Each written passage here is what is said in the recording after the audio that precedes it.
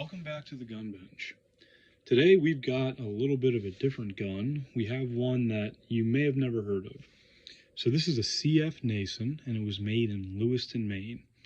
It's a 10 gauge with 30-inch side-by-side barrels. But before we get into the gun, I just have to say, if you get into vintage side-by-side shotguns, you aren't just going to become a shotgun collector. More than likely, you're also going to become a book collector. So I have this gun here, Made Maine Guns and their makers, which gave me a lot of the information about Nason, but it has a ton of history about all of the early Maine gun makers, and it's not just shotguns, it's a little bit of everything. But it gets to the point where I have more books than I do shotguns for sure. So I have the breech loading shotgun, all 3 volumes of that. We're looking up all the different makers from like 1860 to 1940. You end up with like Remington specific books, Parker specific books. You end up with just a bunch of literature that can be hard to find, but it's just as cool as the guns themselves. But in any case, with this gun in particular, Maine made guns and their makers was really helpful because there isn't a ton of information about Charles F. Nason. There's a little bit of newspaper clipping articles, but there isn't a lot of biographical or just history about him and his gun shop in Maine. But in any case, this gun was made by Charles F. Nason, CF Nason. He was a gunsmith in Lewiston from about 1860 to 1887. So he worked for about 27 years. He went into a brief retirement. We don't know why. He came back out in 1896, and he took on a partner, Littleman. So from 1887 to 96, not entirely sure what he's doing. It's strange because hammerless shotguns didn't really become a fad or really catch on in the States until the late 1880s. And he stopped making guns in 87. This gun is only marked with his name, so it only says CF Nason on it. Most of the guns that he made post 1896, I think actually all of them, have Nason and Littleman, his partner. So this gun only has his name on it, which would suggest it was made in 1887 or before. Don't really know. He doesn't have any markings on his guns, serial number wise. There's not even proof marks on the barrels, which is interesting to me. But now that we're knowing a little bit about CF Nason, so again, he worked from 1860 to 1887 in Lewiston, took a break, then worked from 1896 until the early 1900s before he died. But he was a phenomenal shot. He worked a lot with live pigeon shooting. And there's some newspaper articles that you can find where it would talk about just his success in doing that with his own guns. So this is one of those guns, a 10 gauge. And when we take a look at this, the very first thing you might note is, oh my goodness, look how long the action is. So a lot of box locks, they will essentially, the action will end here, and then your stock will begin. Well, this one is significantly longer. We also have this large hinge pin that's slotted for a screwdriver. It's very reminiscent of something from Europe, possibly, the way it is. It's flush, but large. You have just a nice scalloped form here. It's a pretty nice gun line-wise, but you might notice something else, too. It has a long top lever. Now, this just reminds me of looking at a Baker. If you look at the Bakers, a lot of them have the long top levers. It's just reminiscent of that for me. But you also might note that there's also fences on this gun. Now the fences go right into the barrel flats here. They're just very simple lines, nothing too crazy. All the lines on this are very simple. There's nothing ornate about it. It's a well-finished gun though. The wood to metal finish and fit is very good. The wood that was chosen is also interesting. It's an interesting piece of wood on it. Has a wood buttstock, no markings on it at all. Has a wood plate there as well, also no markings.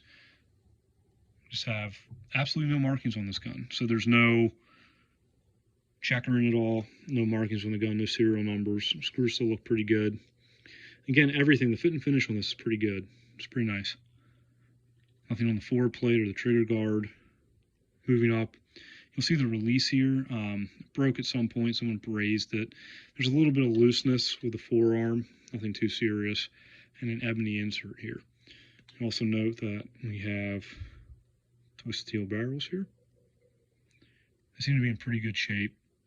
A little chip missing out. The barrels are in decent shape. There is a dent that I'm going to have to get raised, which is somewhere down here. Here it is. Honestly, I might not even need to. It doesn't really show up in the bore. It's real faint. This is actually, my son did this.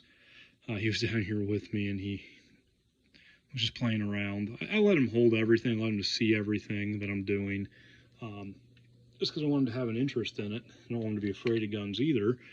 However, sometimes things happen, like barrels being dropped. So you'll see here, here's the CF Nason, Lewiston, Maine. Again, it's in Maine. There's not that many side-by-side shotgun makers known for coming out of Maine. Now, here's the interesting piece of this gun. So you'll see this here. There's a mechanism, which is part of the safety. So let me turn the gun around here. You'll note here that on the gun it says cocked and locked. But you'll also notice that typically forward should be the cocked and backward should be the locked. So the safety is actually the reverse of almost everything you will see for a safety. Also, you'll notice that it's a different safety in general. So most of them don't have words like this, and most will be the opposite direction. So some care was put into this for putting the safety the opposite direction of what would be easiest and also standard. So I might pull this gun apart, but there's no markings on it. It's kind of bizarre. So let's see here. Also, if I take the forearm off, and we'll pop the barrels off. It's still pretty tight. The barrels are in pretty good shape. There's a little bit of pitting in them, but not much. It's very minor. Hey, check this out. Nothing on the water table. Take a look at the barrels, the flats. This might have been something, there's nothing there you can really tell. Might have had Belgian proof marks. I'm assuming they were made there. Nothing here either. So there's no markings anywhere on this gun. So it's well finished. The wood to metal finish is very, very good. You can even tell here when it comes into the cap. The cap is inletted to allow the metal in. It's kind of interesting, a little unique. And with the wood to metal fit, it's pretty good. Interesting safety on it. Pretty standard action here. Now, it's pretty tight. If you notice here, I haven't cleaned off all the oil. Whoever owned this before me really oiled the heck out of this thing. But you'll see that little bit of the lock still there. You got to push it a little harder, and then it'll open. So I've noticed that when I fire it, I haven't shot it yet, but I've used snap caps in it. When you fire it, it becomes significantly easier to open. But this last little bit of travel, if you haven't fired the gun's still cocked, it makes it fairly hard to open. So, in any case, this is a CF Nason. There's not a ton of these that come up. They're fairly rare. I've seen a few pictures of them here and there. There's a picture in this book.